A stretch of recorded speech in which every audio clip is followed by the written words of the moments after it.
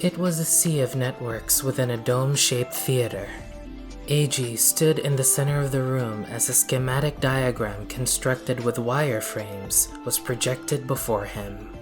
Floating on the surface of the World Wide Web were the servers of nations, corporations, and research institutes. Their servers sat atop its surface like floating islands or ships on waves. The projection then dove deeper beneath the network to a deep sea region where a completely different world unfolded.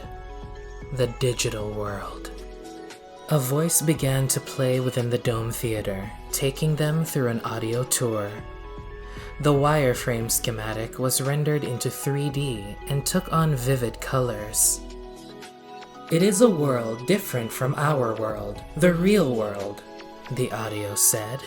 "One could call it a cyberspace that exists in the digital network. The other world that stretched out from beyond the network, the digital world. Such scenic beauty." While the picture quality was poor, it had a clear and beautiful wilderness to it, much like the environmental images shown at the entrance lobby. "Inhabiting this digital world," the audio continued, "are these." The data became three-dimensional. It was HoloLens, a technology that was spearheaded by TDU and put to practical use by AE.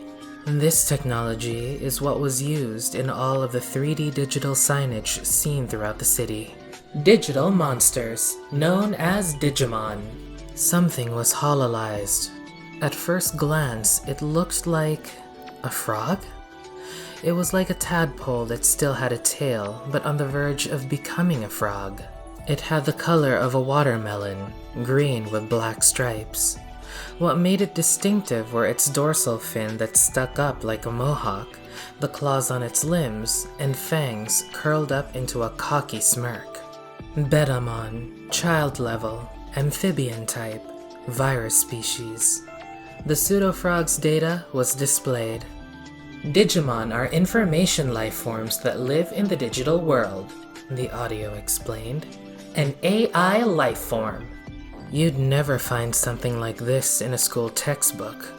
An AI life form?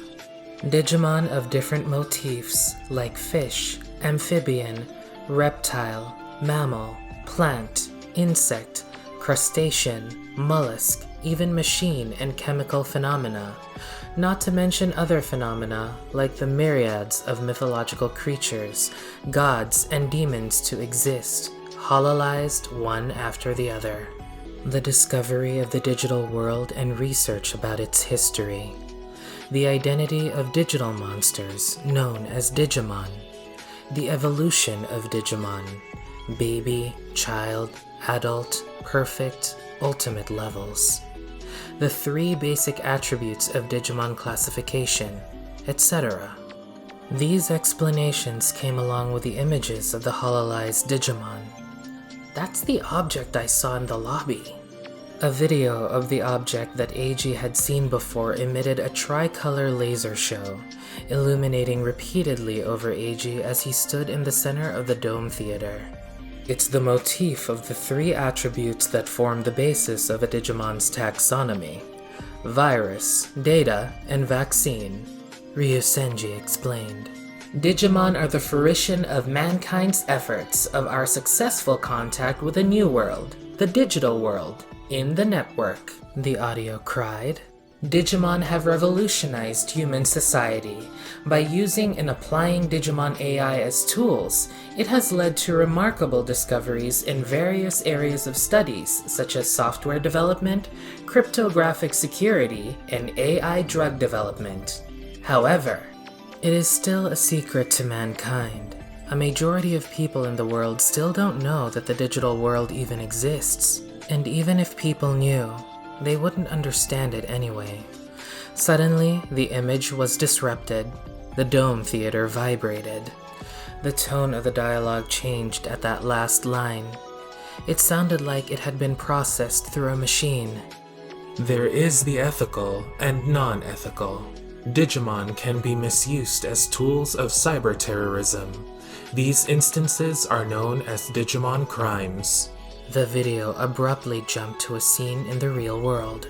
It was the passenger cabin of an airliner. The plane's wings could be seen outside a window. The roar of its engine jets was audible as the plane flew above the clouds at night. The video was being taken by one of the passengers filming the cabin with his smartphone. Sleeping next to him under a blanket was either a photographer's wife, lover, or daughter.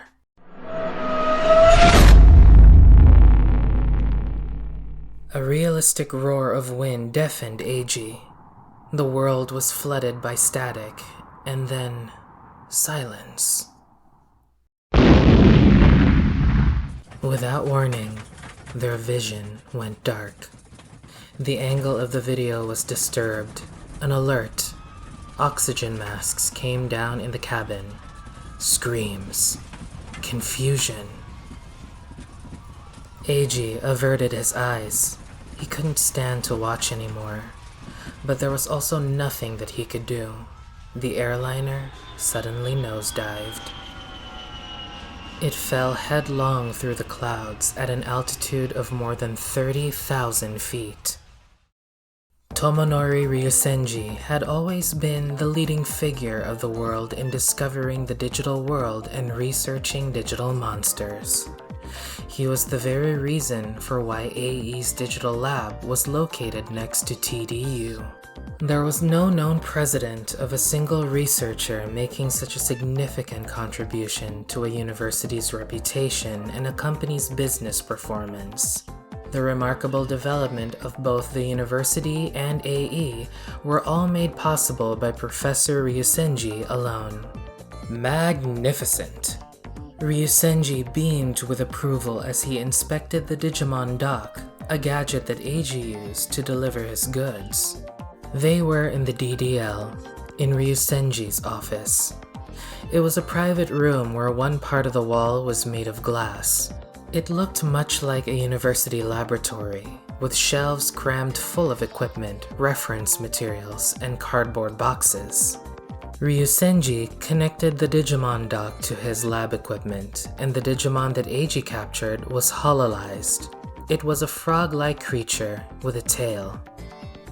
It is indeed the Madoki Betamon that I requested. Just look at those gentle, beautiful curves. Ryusenji traced the outline of Madoki Betamon's image with his finger, as if touching something precious. Among all of the data found in the unknown digital world, these AI programs called digital monsters, aka Digimon, sold at a high price on the grim market due to their convenience, scalability, and rarity. It took me 3 Tyrannomon to capture that one, AG entreated as he set his bag down on the work desk. He'd had his personal belongings returned to him since they were no longer in D4. Wow, sounds tough. Betamon have a habit of throwing their dorsal fins when they feel that they're in danger. However, Madoki Betamon emit a shockwave from their dorsal fin. That's how AG's Tyrannomon number 3 was killed by its blade fin technique during its capture. Yes, it was. But, Professor, I'm not sure how this Madoki Betamon is different from the other Betamon. What do you mean? Ryusenji looked offended. Eiji-kun, can't you tell? Do you really not know the difference between Betamon and this Madoki Betamon? Eiji was alarmed that he disappointed his client. Well, the color is a little different. That's right! The color of this Madoki Betamon isn't nearly as vivid. I knew you could tell the difference. Eiji-kun, you can expect a bit of a bonus to your payment this time. Yes, yes, yes! Thanks for your patronage! It seemed that his random guess was correct. Now AG could add pickles and raw egg to his beef-laden rice bowl for dinner tonight. The client seemed super pleased. Ryusenji began to transfer the Madoki Betamon's data to his lab equipment. Eiji-kun, what do you think of your experience earlier? Earlier? You mean the video I saw in D4? It was awesome! It's a promotional video. Our company once had a plan to expand into entertainment. We were going to call it Digimon Land. Nice. So you were going to sell Digimon as characters to the general public who don't know anything about the digital world, huh? I especially like the idea you guys had, that Digimon are living AI creatures. Fantasy? Fiction? If I were a kid, I'd be hooked. Eiji let his imagination run wild. Digimon are alive.